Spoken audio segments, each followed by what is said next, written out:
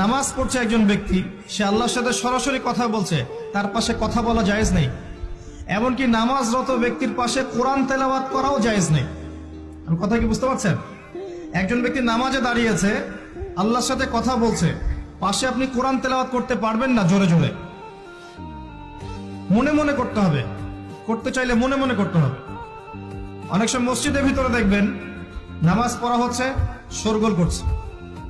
নবী সাল্লাল্লাহু আলাইহি ওয়াসাল্লাম বলেছিলেন, আখিরুজ জামানে, তিরমিজিতে আছে হাদিসটা, আখিরুজ জামানে ইসলামের নামটুকু থাকবে, ইসলামের প্রকৃত বিষয়গুলো থাকবে না। কোরআনের মাসহাফ থাকবে, যে মাসহাফ, কোরআনের মাসহাফটা থাকবে, এর শিক্ষাগুলো থাকবে না। মসজিদগুলো হবে চাকচিক্যময়, কিন্তু মসজিদ হবে হেদায়েত শূন্য। আর চতুর্থ লাইনটা আরো ভয়ঙ্কর।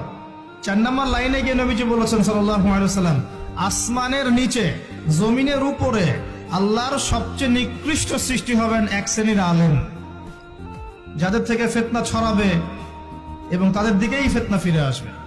তিরমিজির মধ্যে হাদিসটা আছে, যে কোনো আলেমকে জিজ্ঞাসা করেন এটা কোন শ্রেণীর আলেম, এটা বোঝার জন্য আপনার পিএইচডি করার দরকার নাই।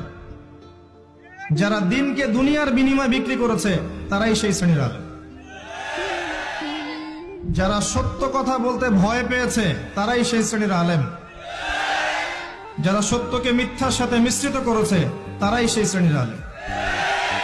এবং যারা ইসলামের নামে উম্মাকে শতদা বিভক্ত করে দিয়েছে, এরাই সেই শ্রেণীর আলেম।